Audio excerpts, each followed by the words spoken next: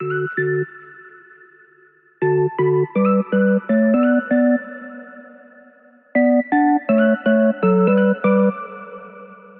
everyone, it's Amber from The Sensible Mama, and today we are answering the question, is the iPad Pro worth the money, and do you need the Magic Keyboard and the Apple Pencil? Full disclosure, at the very front end of this video, my personal opinion is that all three of these things are definitely worth the money, even though I was skeptical at first. So that's the framework that I'm coming from as I show you this video and walk through how I came upon my opinions. But I am going to try to be fair and balanced and talk about some pros and cons of all of these things, the Pro as well as the Magic Keyboard and the Apple Pencil, so that hopefully by the end of the video you can have a better idea of whether any of these things or which of these things would be best for you. You need to know if it's going to be worth the money, and you probably need to hear it from someone who is like you, who has similar goals and purposes for using the Pro. I am a mom and a business owner, and that's what I'm using this iPad for. I'm using it for my business in terms of everything that I need to know for that, including running my shop through Shopify, customer service, payroll, all of the things that go into running and managing a business. And I'm also using this for my mom life, including appointments and meal planning and grocery lists, all of those things that I need to do as a mom.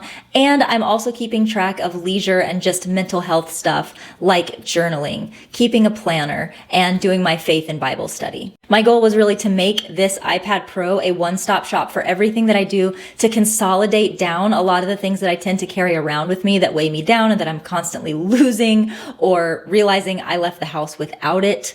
And I wanted to get all of that onto this iPad Pro so that I had one thing to carry with me at all times. Busy moms just need to feel like their life is organized and manageable in order to feel like they're succeeding at it. And that was what I was hoping the iPad Pro was going to bring to me. So if you're looking for something similar to that, if you have similar goals as me, I think that this video is going to be highly relevant for you, but I do recommend checking out other videos as well. There are tons of great and helpful reviews online. So first, let me break down what I purchased and what I'm going to be showing you today, and talk to you a little bit about why I made those decisions and talk about how you could make different decisions based on your needs. What I have here is the 12.9-inch non-cellular enabled Pro, which means this only operates when I have a Wi-Fi connection. I did not get the one with cellular because it is much more expensive to do that.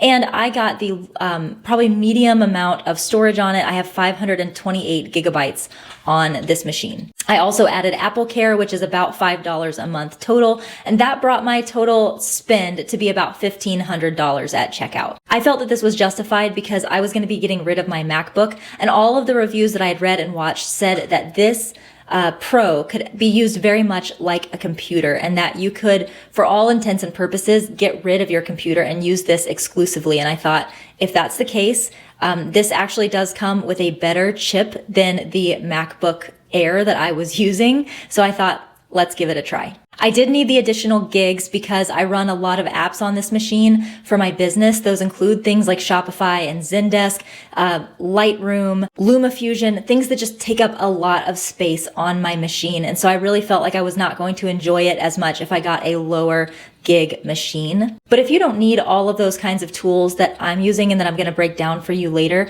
one way that you could save money to still get the nice big sized Pro like the one that I have is to get a little bit less storage on your machine. So if you got my exact same setup, meaning the larger size screen, Wi-Fi enabled but not cellular enabled, and you got the lowest amount of gigs, which is 128 gigabytes, which is still a lot, that would be just under $1,000. So that shaves $500 off right there, which makes a really big difference if you want to save money and don't need all the memory that I need. So let's talk about what would be the least expensive option so that you can get all of the benefits of the iPad Pro but save as much money as possible. You can definitely get the 11-inch MacBook Pro. It is a little bit smaller than this one, and I'm going to talk about size in just a minute. But if you were to get the 11-inch Wi-Fi enabled without cellular and got the lowest amount of gigs, which is 128, that would equal just under $800, which I feel personally, when you look at all the things that you get with this machine, that is very well justified. And just to point out one thing here, the camera on this machine is the exact same as on your iPhone. It has a wide angle lens so you can get some really artistic shots with it. It does portrait mode. It has a front and back facing camera. And I'm going to be honest with you, on my Instagram account, I take probably half of my pictures with my really nice Canon professional camera, and I take half of them with my iPad, and it's very hard to tell which is which. So when you think about my camera, which itself is probably about $600, I think, you can get an entire machine for productivity and work and keeping your life together for about the same amount of money, and you get a camera on it. I think that's well justified. So to talk really quickly about size, I am very glad that I got the 12.9 inch because I'm using this for work. I'll show you in a little while how I set this up with my keyboard. And honestly, once this is set up to my keyboard, it feels like a real computer. My MacBook Air, I think it was an Air. Yeah, my MacBook Air was the same screen size as this one. So for me, I'm still getting all the same visual that I used to get. It's just a little bit more compact, and I love it. That being said, when I'm using this the way that I'm holding it right now as a tablet, when I'm sitting down watching Netflix or YouTube videos or something, I find that it's a little bit too big for me. It feels clunky in my hands. It's hard to sort of like make it feel good when I'm just holding it in a resting position. So I guess you really need to weigh that out for yourself when it comes to what size you need. I would suggest if you're using this for work and you're going to be especially doing things that require multi-screen, that is something that would really be great to have the 12.9 inch for. But if you're just going to be using this mainly as a tablet, get the 11 inch, save some money. So let's talk about what makes the iPad Pro so great, especially compared to just like a standard tablet. So first, let's talk about why I think the iPad Pro is so worth the money. In my opinion, the biggest deal about the iPad Pro is how good it is at making you maximally organized and also maximally efficient. The iPad does run on a tablet operating system, which means it is mainly app-based. That caused me to believe that I wouldn't be able to use this the way that I would use a computer, because often when I'm using my MacBook Air, I'm going to be using actual like software, which is very different than an app structure on a tablet. But I was actually mostly wrong about that. I was able to download app-based like tablet iOS versions of just about everything that I use on a day-to-day basis, including Shopify for running my business, Zendesk for customer support, my financial planning services and banking, payroll, Lightroom, video editing, everything. I was able to find the exact same or a comparable app that is able to go into the tablet ecosystem perfectly. And I found that overall, whether it is the exact same program like Shopify in app version versus desktop version, or it is like a comparable thing. So, and I'll break this down in a minute. But as an example, I had to find a new editing software for doing my thumbnails for YouTube. And I've actually found that even though I could not continue using the one that I was using on my MacBook Air, the comparable app that I'm using on my tablet is just as good, and in some ways is even better. And like I said, I will get back to that point in a minute. Also, for most of the things that you need like a web-based interface for, that you would be using on a desktop or on like a MacBook like I had before, you can just open up a browser on your tablet and then it functions exactly the same as it would on your desktop computer. Just to give an example, like I said, we use Shopify for the sensiblemama.com, and I was using the Shopify program on my MacBook. When I got my tablet, I got the Shopify app, and it is practically identical in every way, except for one thing: I cannot post my blogs. I can't edit and publish blogs on the tablet version for some reason. So I thought that meant I was going to have to go get on a desktop in order to do our blogs, because I can't access that from the app version for some reason. But what I quickly figured out is that all I have to do is go to Chrome or Firefox, and I can just enter in the Shopify website that way, log in using my credentials, and now I am immediately on the web-based version of Shopify, and I can do everything that I was able to do on the program that I was running on my MacBook. There were only a very small number of programs that I could not replicate on my tablet. One of those was Final Cut Pro, which is what I was using for editing my YouTube videos. But again, thankfully, you can find tablet-friendly versions of just about any program that you're running on your desktop or on your laptop, MacBook, whatever you have. I chose LumaFusion to replace Final Cut Pro, and I've been absolutely loving it. I can do everything in LumaFusion that I could do in Final Cut Pro, albeit it is a little bit more simplified. You don't have as many options and customization, but in terms of just doing what I need it to do, just functioning well and working every time, It just does. And so I think now is a good time to to say to you, as you're thinking about whether the iPad Pro is going to work for you, I think that you should consider one thing. And everything that I've said leading up until now sort of lands at this crux, this pivotal question right here.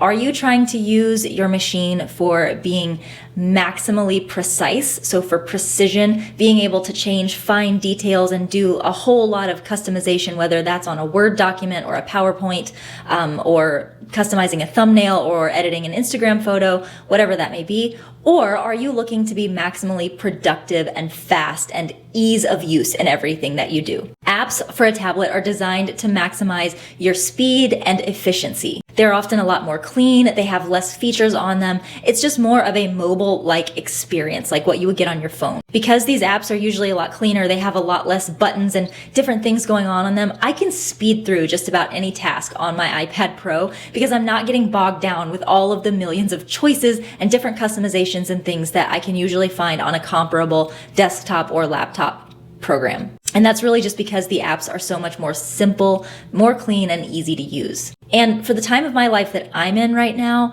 as much as I would love to sit down and really work on a thumbnail for an hour, just really getting that right font and really making sure that the picture pops exactly the way that I need it to, I would probably go for using a desktop or a laptop computer because the apps that are available for those computers are a lot more precise. They just have more features and functions. But as for where I am in my life right now, I'm just trying to be as productive as possible, crank out as much content as possible, and to keep my business running. Yeah, there's less options, but I'm just trying to stay on top of my upload schedule, so I'll take it. Now, here to me is the second upside, and this is the thing that if you're watching this video because you're a mom and you're a business owner or you're this and that, you're like me. This is probably going to be the most important element of this for you. This iPad Pro has consolidated my life, and my life is crazy, so having things consolidated is a very big deal. Just let me name a few things that I have consolidated, that I've pared down as a result of getting my iPad Pro. I've gotten rid of my paper planner, all of my cookbooks, my meal planner, my Bible and Bible study app. I have not gotten rid of my Bible, but I don't carry it around with me as much. I've gotten rid of all of my journals, all of my notepads, all of my sticky notes. They're all gone, and I'm migrating all of that into my iPad Pro. I have found apps for all of those things that work so great on the iPad Pro, and not having to carry those things around, or just the mental burden of having to remember to bring my notepad with me, remember to bring my journal with me. Being relieved of that mental load has been amazing and has made me more productive because I can think about the things that I need to get done instead of going through a mental checklist every morning before I leave for work. Did I get my planner? Did I get my this? Did I get my that? It's just a mess. And having the iPad consolidate all of that has made my life just easier. One of the first things that I did was to get rid of my paper planner, and that for me was a little bit emotional because I was very tied to paper planning. But one of the first things that I did is I got a screen protector for this that's called Paper-like, and it basically makes the screen feel like paper so that when I'm writing with my Apple Pencil, it feels just like real paper. So the route that I took was to get a digital planner that actually looks like a paper planner. It's just replicated onto the screen of your iPad. And I did that for a while and enjoyed it. I liked the fact that it was still a planner type of feel, but I also had things digitized so I could search for things, even handwritten things. I could search for them and find them in my planner, which was incredible. But as I kept using the iPad ecosystem, I found myself wanting more and more to maximize everything that the iPad has to offer and to be even more digital than I was in my digital planner. So that's when I switched to Notion. I could do a full lengthy video on Notion. I love it so much, but that's actually where I am keeping my planner these days. That's also where I am logging my weekly chores, my exercise, my retail therapy. I have a list of stuff to buy when I'm sad or angry. I'm doing my meal planning, tracking my exercise, water intake. I think I said that already. Tracking my prayer time, doing my journaling, doing my Bible study. I'm keeping my calendar and my content creating schedule in here. My life is in here and that feels really good to me. I downloaded an app called Paprika, which I did a full review of last week. That's where I'm doing all of my meal planning, my grocery shopping, getting those meals scheduled for the week. And I'm finding that I'm enjoying cooking so much more because I have a plan and it's just all integrated into one place. I'm not rummaging through cookbooks trying to find that one recipe that I bought all the ingredients for and then didn't earmark it so I could find it again. It's been perfect. I've been using the free YouVersion app, which is a Bible app that has Bible study, lesson plans. It has ways to highlight scripture and things like that. So I've been using that for my Bible study when I don't have a physical Bible with me. That one's free, so I highly recommend it. But I also recommend the Faith Life app. It's a paid app, but if you're looking to enrich your Bible study a little bit more, I do recommend this one for the iPad because it's just incredible. It allows you to put various translations side by side. So if you want to try reading the ESV, but you want to have something like the NIV, the NLT, or maybe even the Message up so that you can kind of compare and understand, you can do that. You can download the ESV Study Bible, which to me is the very best Bible on the market in terms of giving you all the info that you could possibly want as you're reading scripture. And it lives here on my iPad Pro. I use GoodNotes as my journal, as my Bible, just jotting things down sort of app. I'm using it as my notepad, my scratch pad, my memory keeper. I can load photos in there. I can link to my Dropbox and my Google folders and Google Drive from there. So that's where I go when I want to use my Apple Pencil and just write things by hand. And then with apps like Files and Dropbox and Google Drive, I am able to replicate the file structure that I'm used to on a desktop or on a laptop, because that's one of the things that's really challenging when you're trying to switch to an infrastructure like this one, is that tablets don't tend to have a file hierarchy system. So you like folders inside of folders and things like that. But you can do that with Files, Dropbox, and Google Drive and just immediately replicate that file structure. And the great thing is, if you use Apple in other areas of life, like on your phone, or if you have another tablet, you can integrate all of that via the cloud. And that way, as an example, when I have my planner in Notion that I have written out on my iPad Pro, it replicates immediately to my phone, so that when I'm out and about and I don't have my iPad Pro with me, which is rare these days, I actually have my full planner here on my phone. Amazing. So that is kind of my really lengthy and broad overview of why I love the iPad Pro. I wish that I had some negative things to say about it, some cons for you, but I just don't. Do I think that you can do 100% of everything, like toss your old computer? No. If I have my MacBook Air sitting right here in my office, she's old and she's not doing so great. She's on her last legs. But I do have that here for those rare occasions where I need more of a desktop ecosystem. So I wouldn't say that this is something that you could purchase and just never need a computer again. But 9 times out of 10, you're going to be able to get done anything on here that you could get done on a laptop or a desktop. That's really my only con.